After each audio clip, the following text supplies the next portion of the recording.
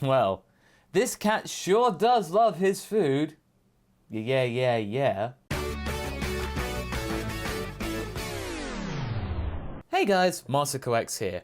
So the last time I did one of these super profile segments, we were talking about Frieza, I mentioned briefly that Beerus was the one that was going to keep Frieza on his leash.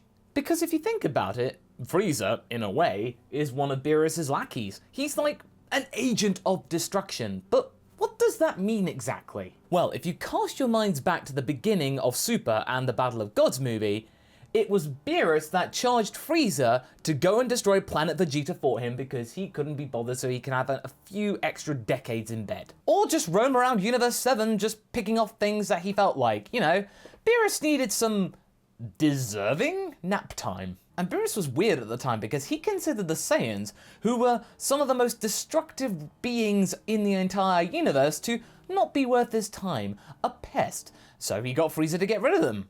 Something about their evil nature and a pillow or something.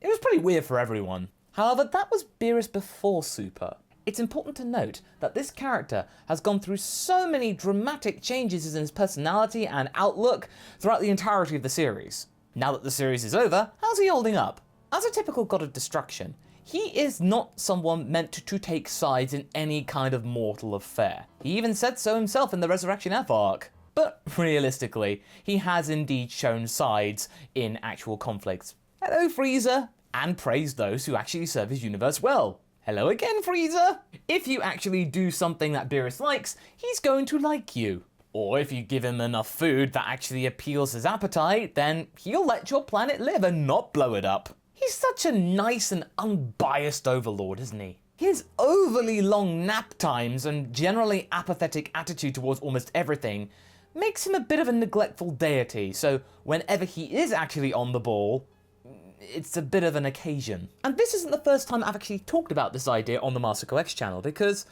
like a cat, and yeah, I do like cats, but they can be quite aloof, and this guy does fit the model. He has been shown to be troublesome, hard to please, and generally indifferent to almost everything that actually requires his attention. However, I like to think that back in the days of Battle of Gods, we were so taken aback by his freshness and difference and just general wow, this is a really cool character, that we didn't actually notice. Plus, the writing for the movie was that made Beerus a really endearing character despite his malicious intent. However, that was just a honeymoon period, and the gloss started to kind of wear off around the Resurrection F movie, then the Battle of Gods arc in Super, and then it really came to a head when Beerus had to deal with a particularly troublesome character, Zamasu. But Masako! Wasn't Beerus really cool because he was intrigued by Goku's power first? What about the Resurrection F thing? He allowed Goku and Vegeta to train! That doesn't sound like a malicious character, Masako! What are you going on about? Yeah, that is indeed true. Beerus did indeed see a little bit of potential inside Goku and Vegeta, enough to allow Whis to train them, but he didn't actively train them, and I think at that point, in his eyes, they were still a bit of a novelty, because remember, the Super Saiyan God power didn't even trouble Beerus at full power, so yeah, we can talk about power levels for days, but we're not going to. But what we can actually gather is that even if they did get the Super Saiyan Blue power, they would still not really be a bother to him. They're a little trinket, something to keep him entertained now that he's up and about. Over the course of the series, they became important strategic pawns in order to actually get back against his own brother, someone he's actually been having personal grudges with for considerable amounts of millennia. That's of course Champa. He was sure to give Champa the Super Saiyan Blues, the Goku Black arc, the first truly unique and special story arc of Dragon Ball Super. Yeah, the Universe 6 arc was a thing, but that was more about establishing Universe 6 and Champa. This was an arc for our character to get stuck into properly. When Beerus finally became active in something that actually didn't directly concern him, well, I mean, save for the fact that Shin likes to risk his life and they have that whole bond and all, so you kind of had no choice. He actually shone. Beerus was acting like a proper god of destruction. Universe 7 was in danger, he stepped up. He had his moment of badassery that did his powers justice. Oh man, the irony. While he won't admit it himself, the entire events of Super, when you look at it as a whole, have actually refreshed Beerus and got him out of a state of, well, lethargy. Goku's interference sort of energized him. And I've said this many times, but Goku does that to people. He energizes them, whereas before Goku's intervention and exposure, they were just kind of existing or just doing their own thing. Goku gives people focus, even though he might not be aware of it. After Beerus' fight with Goku in Battle of Gods, the cat became more lively. But remember, I said more lively, not really lively, mind. There's a difference. It's important to note that really, Beerus does rely on others big time, namely Goku. Beerus didn't use any of his newfound chutzpah to actually go out into Universe 7 and find a team for the Tournament of Power. He just got Goku to do it. In his mind, it was the right thing to do. Why should he bother going to great lengths to do something that Goku got everyone into? Goku knows people that are strong, so he can figure it out. But when you look at the bigger picture, what Beerus did was kind of understandable. Why not call upon that know-how and those connections? It was a shrewd decision, but not overly a proactive one. But all in all, this kind of convenience makes sense. After that decision to delegate to Goku, Beerus sort of faded into the background and he just became a supporting character. His role changed at about the same time as Whis' role changed. They were both reduced to being spectators for about 54 episodes. About 41% of Super's run. That's almost half of the series. Beerus was the focus of the series at the first point. Now he's just there shouting at people. No matter which way you look at it, Beerus has mostly been sitting on his butt throughout the entire universe survival arc. Now, before you think I'm just going to be constantly ragging on Beerus and blemishing his track record and saying he's an awful character, then I'm afraid you'll be mistaken. In contrast to some of the other characters that were sitting in the grandstands, Beerus' time on his butt wasn't spent doing nothing. He did actually eat some humble pie, and his character changed. Most notably, of course, concerning his brother's erasure. Universe 6 were out of the tournament, and it looked like Champa was about to be erased. This was a moment that Beerus knew was coming, but he hoped that it wouldn't actually occur. Something happened deep inside Beerus. He actually realized for the first time in what seemed like forever, he did care for his brother. When the chips were down and it looked like Champa was about to not exist anymore, Beerus really did care for his brother, despite not showing it. He didn't know what he'd got until it was gone. At that same time, Beerus also came to terms with something that he'd been really neglecting for the longest time. He actually began to appreciate the mortals that were his subjects. When Beerus finally sat down and began to look at the potential and the talents of Universe 7 at first hand, he then realized that, hey, these guys are pretty good. Maybe I won't destroy them as much next time.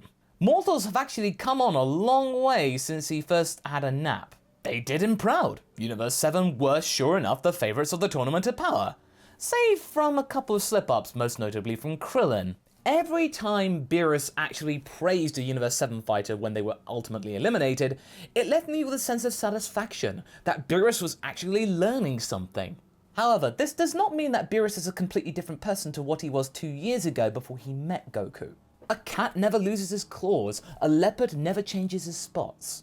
After all of this, despite him actually appreciating his mortal subjects for the first time in forever, we still have to remember that he is a god of destruction and that he has a job to do. And with those jobs come obligations that he has to honour. In Beerus' mind, Frieza was useful again, so it's worth keeping him around, so that whole thing about him wanting to be brought back by the Dragon Balls, screw those, get Whis to do it. But why would he do that? It can't be just purely obligation though. Maybe he's considering Frieza to be a future replacement. Like Belmod from Universe 11, he was looking for a replacement. Maybe Beerus is thinking about the same thing. What the real answer might be though, we're still gonna have to wait for that because we know that this is going to be the end of Dragon Ball content on TV or in manga or on the internet. There's gonna be more.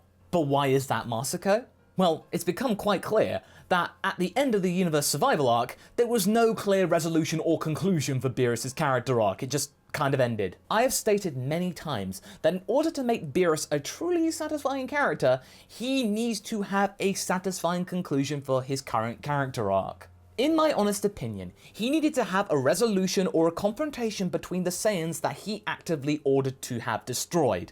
He needed to fight Goku and Vegeta one more time, or even just Goku, at his new powers, and actually see who was the better person, whether the Saiyans could get their revenge. Having that moment, Ultra Instinct Goku versus Beerus at full power, that would be amazing. But no, we didn't get that. We have no resolution at this time. Or at best, it's a delayed one. It's gonna have to wait.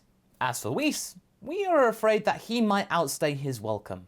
If you want to actually find out what I think about him, check out my video about Whis in the description and up top.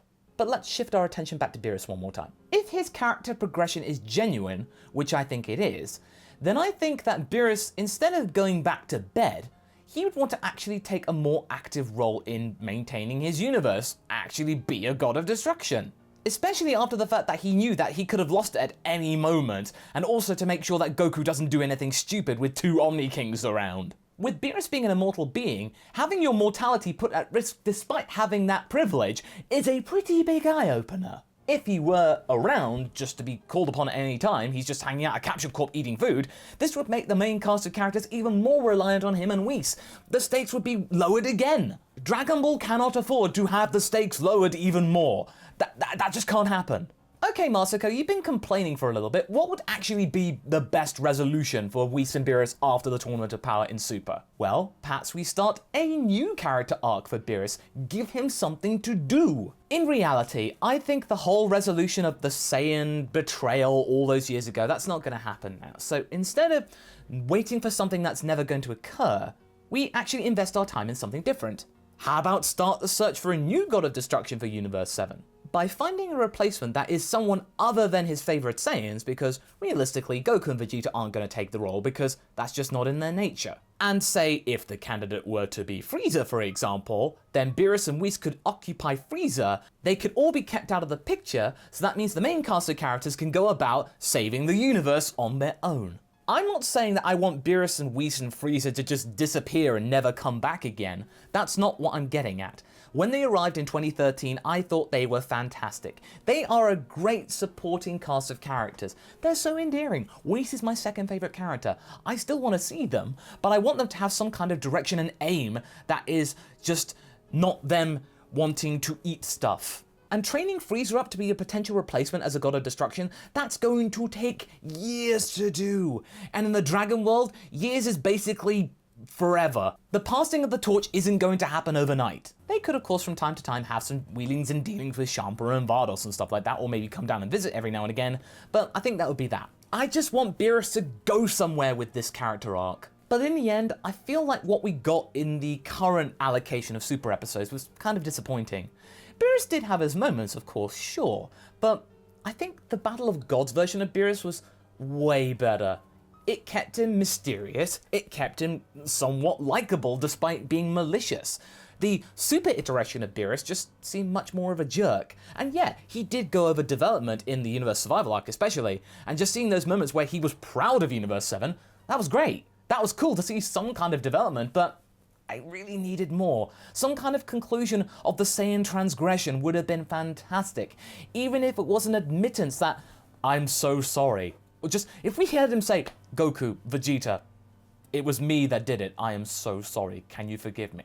And if they could forgive him, that would be like, yeah, just some kind of admittance, but I'm okay, I'm gonna stop. But I kind of get the feeling that Toyotaro and Toriyama have sort of an ambiguous relationship with Beerus and Whis. Like, they don't really want to explore them much more than they already have. It's just another case of Dragon Ball leaving something unfinished.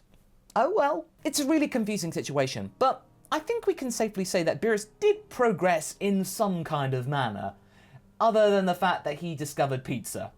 And that it's cheese! At least he managed to take out Zamasu for us and he doesn't take mortals for granted anymore. That's a good thing, right? So what do you guys think? Do you think Beerus should continue to feature in Dragon Ball? Or do you think that Bisca's the Danger Cat should take some kind of godly vacation? Leave a comment below and let's get this discussion going. Anyway, I hope you enjoyed this video. Until the next one, be sure to like and subscribe. Catch you later!